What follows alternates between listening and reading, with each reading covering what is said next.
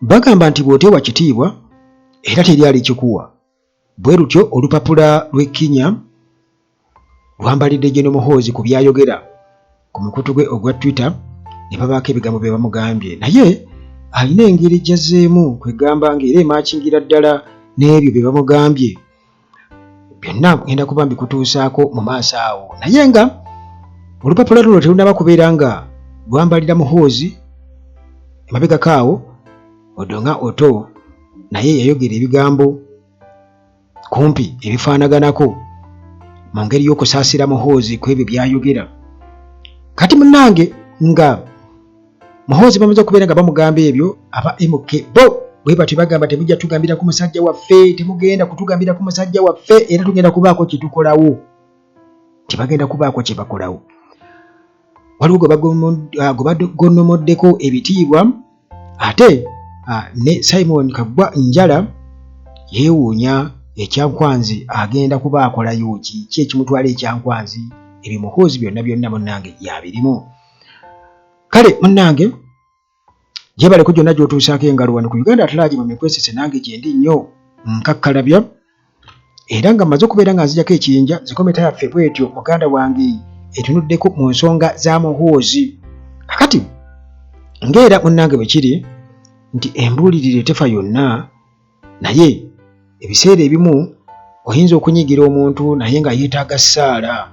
Kakati Honorable Odonga Otto ono munnange yakuba omulanga gye buvuddeko n'agamba nti naye Muhoozi ono oba yeetaaga kusabira, wayinza okuba waliwo ekintu bannange ekiri siriyasi ekikyamu ku musajja ono, kubanga ayitiridde okutiisatiisa abantu n'engeri gye yeeyisaamu kwegamba si ya buntu yadde n'akamu.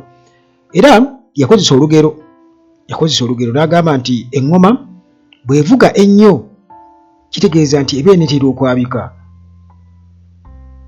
Kano munnange kagero ka kikyoli era nga kakadde, abantu bakamanyi ab'edda nga bakakozesa nti eŋŋoma gwe bawulira nga ng'evugira ddala nnyo muganda wange kiba kitegeeza enetera okubeera nga eyabika. Olwo nno munnange ye yali memba wa Parliament owa Arua County Honorable Odonga Otto yali munnange ategeeza nti wandibaddewo olunaku eggwanga lwe lyalibadde lifissaayo oba liteekawo okusabira Chief of Defence Forces Muhoozi Kainerugaba nti ekyetaaga nitumusabirako, kubanga munnange omusajja ono okusinziira ku Otto ayitiridde okubeera nga ayogera ebintu eby'ensimattu. Muhoozi muganda wange yeetaaga kusabira.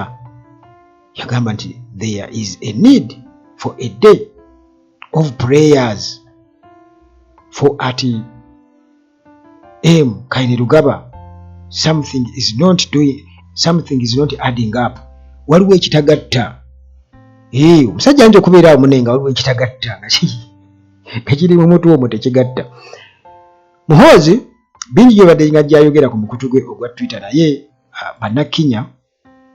bannakkinya lupapula lwa mawulire wano Ekkinya lumwambalidde naye muganda wange aba PLU ne bayimukirawo batandikirawo temujja kubeera ng'omuntu waffe mumuyita bwe mutyo. Kakati lwo olupapula lw'Ekkinya muganda wange lugambye nti ono Foster Brat kwegamba mu kumutikira amayinja 4 aga genero, wabula genero mu bwonoonefu nga bw'ogamba omwana omwononefu ow'ekyejo, omwana wa maama, omwana wa taata. Omanyi waliwo omuntu omu yaŋŋamba nti mmwe muzannya omukazi ayinza okwonoonera omwana, omukazi nga si yazaala omwana ayinza omukwonoonera. Mbu oli yali akyogera by the way nga nyinyonnyola seriously, kuba katunoonya ekikyamu.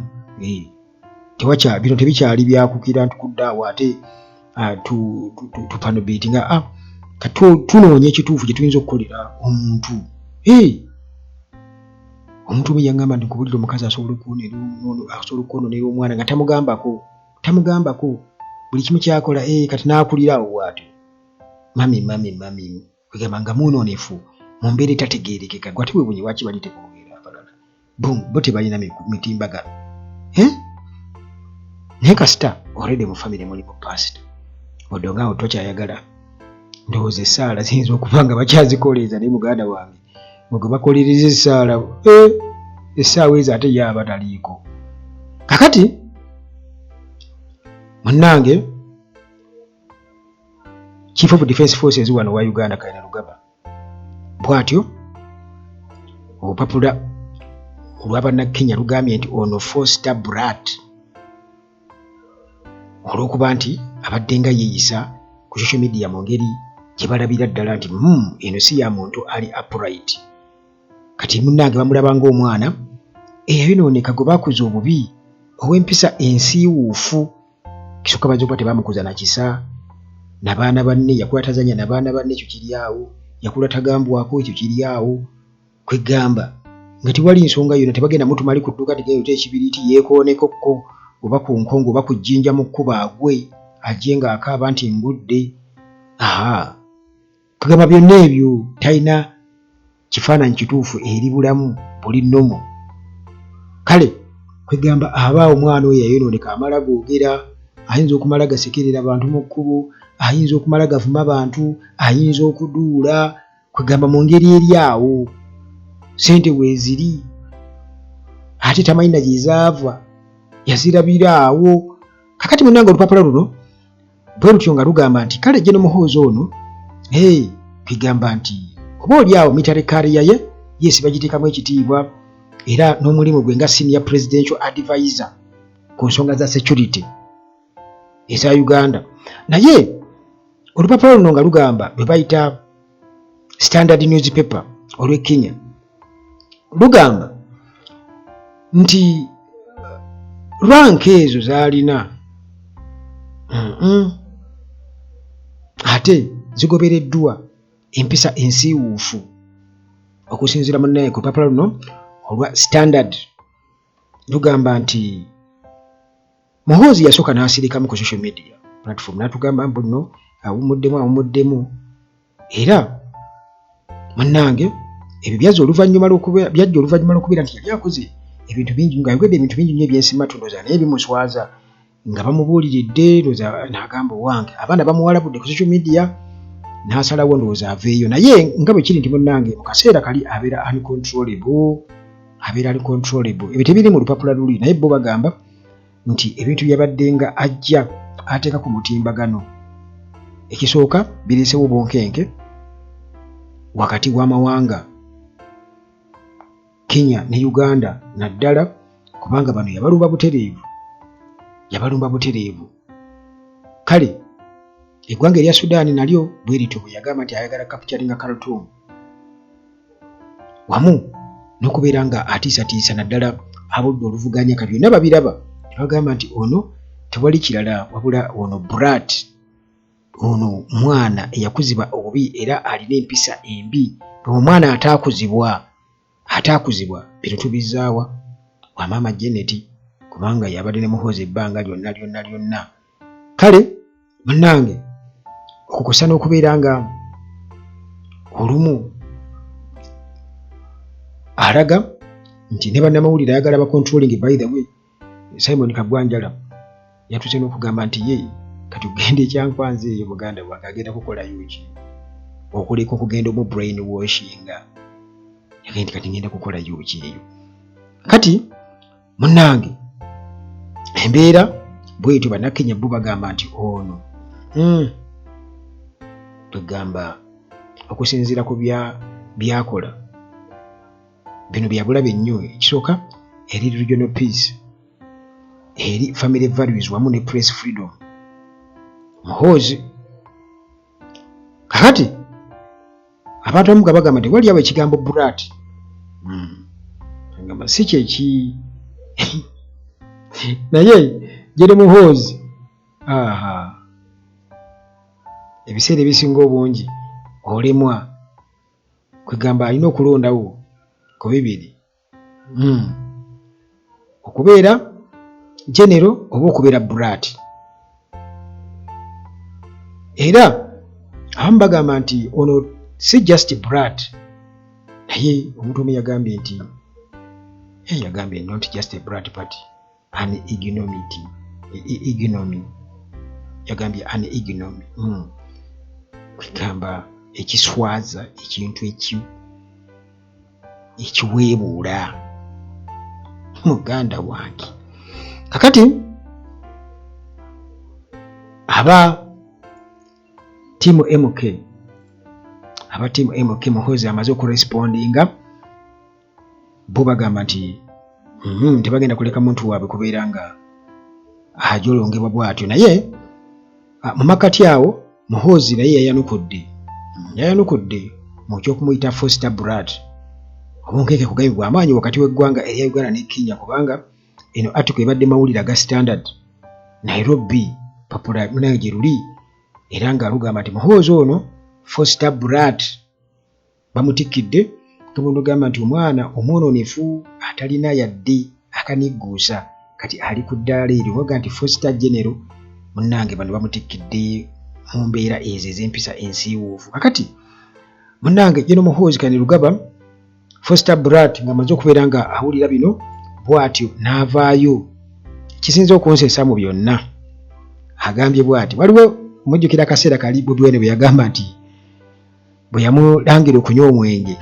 n'agamba kale sifuddeeyo nze simanya ndi ani ow'abatamiivu nkiikirira batamiivu, mujjukira mu kiseera ekyo. Kakati guno omulundi apositize ku mukutu gwe ogwa Twitter ogwa X n'agamba nti sigenda kubaako kyenziramu oba kukola kintu kyonna kyonna sigenda kyengenda kubakolera abo abayise ba Nico Pumps abagwagwa abasiru age sirina kyengenda kubakolera, era n'agamba nti my big brother William Ruto will arrest all of them by Monday morning, nti mukwano gwe William Ruto agenda kubakwata, era n'agamba nti jeopardizing our great relationship is a criminal and an enemy action, nti okugezaako okulinnyirira oba okwonoona enkolagana yaffe ennungi musango, ate era kikolwa munnange kyabulabe.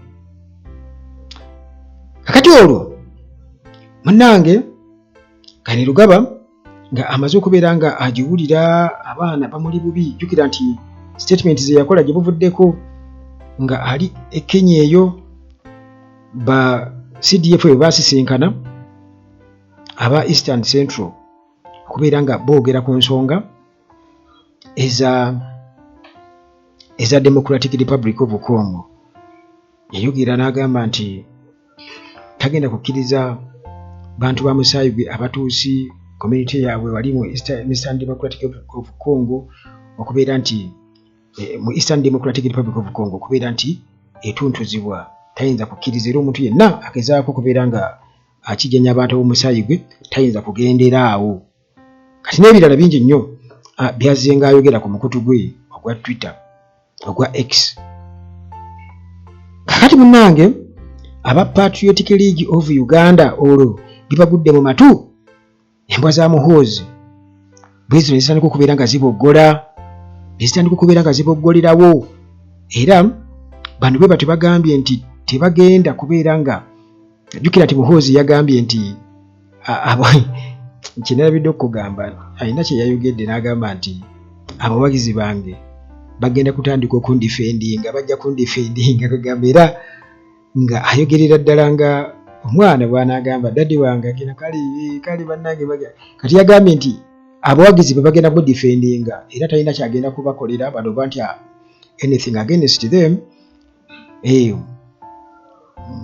Mukwano gwe William Ruto agenda kuba abakwata ku Monday morning, bonna agenda kuba abarestinze. Naye nga yasose kugamba nti mumanyi abantu bange bagenda kunnwanirira, abawagizi bange bagenda kundifendinga.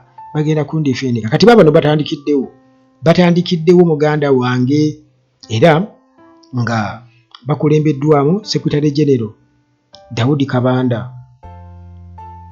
Bw'atyo atutegeeza nti bo nga bapiraawo bwe batyo baagala nti bategeke okwekalakaasa nga boolekera Kenyan High Commission wano mu Kampala. Jjukira nti kaweefube wonna oba abantu okwekalakaasa twalaba wano aba FDC Katonga nga bagenda era ku Kenyan High Commission okwekalakaasa olw'Abesigye okubeera nti yakwatibwa juzi, poliisi nebayisa bubi nnyo. Banyanjulwa n'abalala bakyaliyo, ba Ingrid tulinayo bakyalina mu makomera. Kati n'okwekalakaasa okulala kwonna kuba tekukkirizibwa okuleka juzi nga bagenda ku Parliament aba PLU newankubadde babimaliriza bali ku katikati wali mu bbaala nga bali mu kwenyolwa kenge, naye era poliisi yali ewerekera bawerekere, era poliisi yabayo ne bawaana buwaanyi olw'okuba nti bategese okwekalakaasa okw'emirembe. Kakati munnange Kabanda era nga memba wa Parliament owa Kasambya agamba nti abawagizi ba PLU bwe bati bagenda kuba bakola okwekalakaasa era nga kugenda kubeerawo olw'okusatu olujja tujja kuba mu kisiibo ndowooza. Tujja kuba mu kisiibo bo bajja kuba bagenze kwekalakaasa. Kakati munnange bw'atyo n'ajjukiza bannayuganda ku past incidents, ku biki ebibaddewo emabega mbu n'abajjukiza omubadde n'obulumbaganyi ku Ugandan High Commission wali e Nairobi. Abagenzi ebyo bali beekalakaasa nga beekalakaasa ku lwa gavumenti ya William Ruto nga baagala ebeeko byetereeza. Kakati n'aga nti okuleka ng'oggyeko okudamejinga oba okubako bye baayonoona nti Uganda yo yasalawo obutabaako kyezzaayo, naye nti bo nga Kabanda ne gurupu ya PLU ku guno omulundi bo basazeewo nti bagenda kurespondinga differently, era ne bagamba nti bagenda kurespondinga with the full force nga bagenda ku Kenyan High Commission wano mu Kampala. Omukulu Kabanda bw'atyo nga bw'atubuulira. Kakati munnange eyo nga tuvuddeyo, bino byonna bikwata ku Muhoozi Kainerugaba. Simon Kagwanjala jjukira nti ng'amaze kukitegeera nti Muhoozi ayagala bafuneyo kakada course okusobola okutegeera obulungi emirimu gyabwe gye bakola, era nga muno mugenda kubeera mu bannamawulire ba media stakeholders wano mu Uganda balina okubeerayo. Kakati era bino byonna byategeezeddwa kuba kino ekiteeso kyaleetebwa Minister Balaam, Minister of State for Youth and Children Affairs, yakireeta ng'agamba nti ne bannamawulire newankubadde baba bakola emirimu gyabwe ate babeera balina okubeera nga tebagikola mu ngeri y'okubeera nti baleetawo obunkenke, okuleeta kugamba okubeera nga aba-threatening oba bateekawo obunkenke mu security. Bwe batyo nga bakolagana wamu ne UCC. Kati Muhoozi ku biragiro bye ne babeera nga bategeeza nti kakati media houses zonna TV zonna nga bwozimanyi katugeze radio stations ne bannamawulire balina okubeera nga bagenda ekyankwanzi basobole okubaako engeri gye babangulwamu. Kati Simon Kagwanjala yagamba nti kakati nze okugenda eyo ngende nkoleyo ki? Mwagala ku brainwashinga ekyankwanzi ngenda kukolayo ki okuleka? Manyi kati omuntu asobola okuddaawo n'abaako n'akuliisa enjiri ng'ayagala okkiririze mu ye. Kale kwegamba omulembe guno gwo simanyi abantu abamu bwe babiraba kubanga olaba abantu nga bawagira naye NRM yo eruzinze credibility completely, eruzinze credibility. Baagala genda kweditinga bwongo bw'abantu. Kale oba oli awo gavumenti egezaako ku militarizinga ba civilians nga bwe twalabye bwe bagamba nti nuupu egezaako ku traininga ba foot soldiers okubeera ng'ebafuula eggi eriyinza munnange okukyankalanya eggwanga. Naye ekyo kyanyiiziza nnyo abantu abamu bagamba nti balinga batatudde mu kitiibwa, kwegamba kati tutandika okubeera nga tuzinira ku ntoli nti oli akuweereza balo nagambye twabasomesa ekyankwanzi byebyo. Naye munnange mu kumaliriza wano tukitegeddeko nti waabaddewo enkyukakyuka, era Muhoozi Kainerugaba mu kiti kye nga CDF bw'atyo amaze okwapointinga Kanuddewo Akiiki nga military assistant we, amwapointinze nga military assistant we. Ono abadde akolanga omuyambi wa Kuraije mwogezi w'amagye, era katusuubire ndowooza ate Felix Kuraije mu kifo ekyo bagenda kuteekamu omuntu omulala, agenda kufuna deputy omulala mu kifo ekyo mwogezi bw'amagye, oba agenda sigala nga bw'atyo akyatubuulira obulimba bwe, kubanga Kuraije muganda wange olimwa byeyogedde. Ayogera agamba nti oyo twamutute kumugabira kacaayi wali kumuvuwa ka medication ebbombo Nyanzi ali n'ategeeza nti nno Nuupu erimba waliwo abantu nga tuyaza ofiisi zaabwe kyokka ate nga bakwata buyondo ne bamenyaamenya. Kwegamba kale ebintu bye ebya Kuraije okuviira ddala ku Mwesigwa oli gwe bagamba ngo baayokya paasi bwe yamuggyaayo n'amuyiwa yayokya nnyo nnyo nnyo nnyo nnyo.